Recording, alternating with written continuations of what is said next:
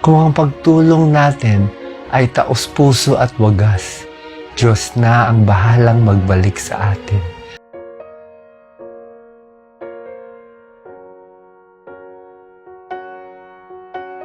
Sa latest video na ibinahagi ni Doc Willie sa kanyang social media account, marami ang nagulat sa kanyang itsura. Marami ang nakapansin na tila hirap na hirap magsalita at hingal ito.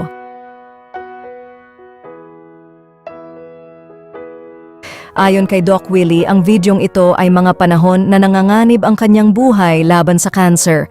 Matatanda ang matagal na wala si Doc Willie sa social media.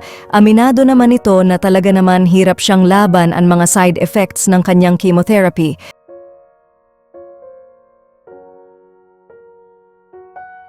Isa pa sa pag-amin ni Doc Willie na hindi siya matutuloy sa kanyang pag-uwi sa Pilipinas ngayong Disyembre. January sa susunod na taon na umano siya makakauwi para siguro na ang lakas at paggaling nito sa cancer. Kung ang pagtulong natin ay taos-puso at wagas, Diyos na ang bahalang magbalik sa atin. Ang tanging pangarap ko, mapayapang Pilipinas, mapayapang mundo. Kung ang pagtulong natin ay taos-puso at wagas, Diyos na ang bahalang magbalik sa atin. Ang tanging pangarap ko, mapayapang Pilipinas, mapayapang mundo. Good morning po sa lahat. Pasensya na, nagising ko kayo ng maaga ha. Kasi po, ang tulog ko dito laging maaga tulog, maaga gising every 3 o'clock Tapos naisip ko lang kasi meron akong magandang tips ituturo ko po sa inyo. Makakalimutan ko na ito mamaya. Baka hindi ko na magawa. So ginawa ko lang muna itong video. Ang tip ko, paano tatayo ang may sakit o yung may back pain. Katulad ko, nagkaroon ako ng 10 out of 10 back pain dito sa may gitna. Hindi na to dahil sa cancer. Ano to yung kakahiga? Humihina ang muscles ng may sakit, ng may cancer, yung laging bedridden. Ito mahalagang tip. Madalas kasi, pagtatayo tayo, di ba? Nakahiga akong ganito kaliwa o ganyan. Tatayo ako pag ganito, di ba? Ganyan. So araw-araw, pag ganito ako tumatayo, pag ganito ako humihiga, ang tulog ko, nakakanan lagi. Pag ganun pala, yung mga muscle na ginagamit ko, lagi sila nai-strain, napapagod sila. Kaya ang gagawin ko ngayon, minsan, pag masakit na likod ko, iikot na siya dyan sa kabila. Sa kabila naman ako umiikot. Ay ikot to the right side bago ako tatayo. Yan. Pasensya na po na medyo nanginginig kasi yung kamay ko, hindi ganun ka-stable. So ganun po. Ibig sabihin, wag laging kaliwa ang higa, minsan kanan naman, para hindi mapagod yung muscle. Ngayon, nawala na yung sakit ng muscle ko. Kung saan masakit, ipapahinga, yung iba namang muscle gamitin. Minsan sa pagdumi, sa pag-iri din. Pag-iri kasi madalas nakaganyan yung kamay ko, nakababa. Nakatukod dun sa toilet, sa may toilet bowl. Kakatukod ng tukod, sumakit dito, nagka-gas-gas pa sa may puwetan. So, dapat gagawin nyo, iibahin nyo yung position. Okay? Tsaka sa pagdumi, napakahalagang tips. Sa anal fissure, yung masakit, yung mga sakit ko, mga 10 out of 10 pain, dapat lang po, relax lang. Huwag ipitin ng dumi, relax lang. Mental, i-relax yung pagdumi, i-relax yung pagbuka ng puwet para paglabas, hindi sobra-sobra sakit. Masakit pa rin pero magiging mas masakit pag inipit at inipit nyo yung dumi. Okay? Pero syempre, for anything else, seek medical advice from your doctor. Yung mga nagtatanong sa akin, chemo po chemo days ko. Kaya, pero I'm getting better, I'm getting fatter. And yung timbang ko, 2 chemo na lang.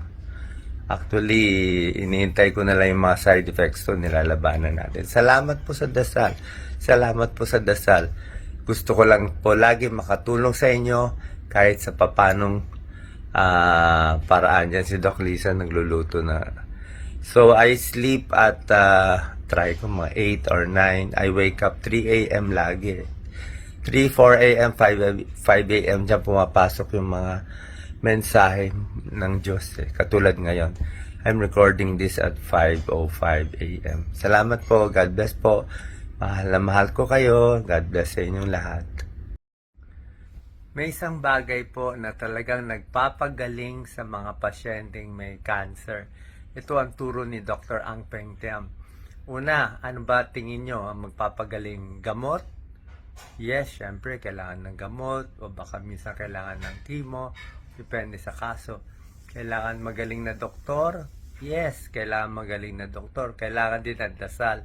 Syempre, counted na talaga yan. Papatulong tayo kay Lord. Pero, ang magagawa natin, sabi ni Dr. Ang Peng Tiam, ay yung support ng family members and relatives. Yan daw ang number 1 factor nakikita niya na maaayos natin para humaba ang buhay. Yan talaga naramdaman ko. Yung sa pagmamahal ninyo, pagmamahal ng pamilya ko, and the whole Philippines. Thank you so much. I love you all. God bless. So, pag hindi tayo sure, higa-higa lang.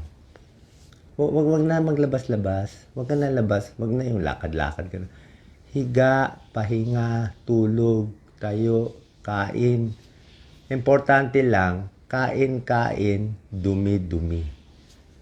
Kain, tapos idumi mo lahat. Kailangan madumi mo lahat. Kaya para madumi mo, wala pong advertisement ito talaga ginagamit ko. Lactulose, any brand, ito kasi Dufalac, ito yung sikat eh. So, lactulose, pwedeng 15 cc 3 times a day, malakas na yon.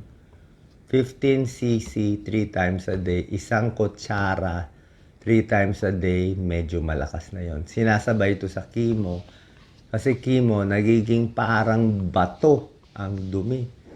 Napaiyak ako dito. Okay? Sa sakit, sa pagdumi. Ito ang trial ko. Every time dudumi, talagang iiyak ka sa sakit. Kasi nga, yung chemo, pinapatay niya yung cancer cells na mabilis mag-grow, pero pinapatay din niya ang good cells natin na mabilis mag-grow. Ano ba yung mga fast-growing cells na collateral damage ng mga chemo? Yan, collateral damage, tanggal buhok. Collateral damage, nakita niya, nangingitim itong mga daliri ko lahat. Oh. Parang nasusunog din siya. Oh, pero napapatay naman yung cancer cells din. So, kaya nga tinitiis yung chemo hanggang matapos. Mag-graduate tayo sa December. Hopefully, pag-graduate natin, medyo okay na. At sana, it's up to God. God decides. Pero so far, parang okay naman. So, ito po, 3 times a day. Pag nagtae, gawin 2 times a day. Para lang lumambot. Kasi nga, bukod sa mga ganitong mga cells, pati yung mucosa, sinisira niya. Mucosa is nasal mucosa, kaya nagdudugo. Buccal mucosa. Hindi ako gumagamit ng Colgate at ibang toothpaste. Matapang na siya para sa akin. So, kung gusto nyo, very mild siguro, kakapiranggot na toothpaste. Tapos maraming tubig. Kundi parang masusunog yung ano mo eh. Dito sa Singapore, may mga special toothpaste sila. So, dapat malabnaw.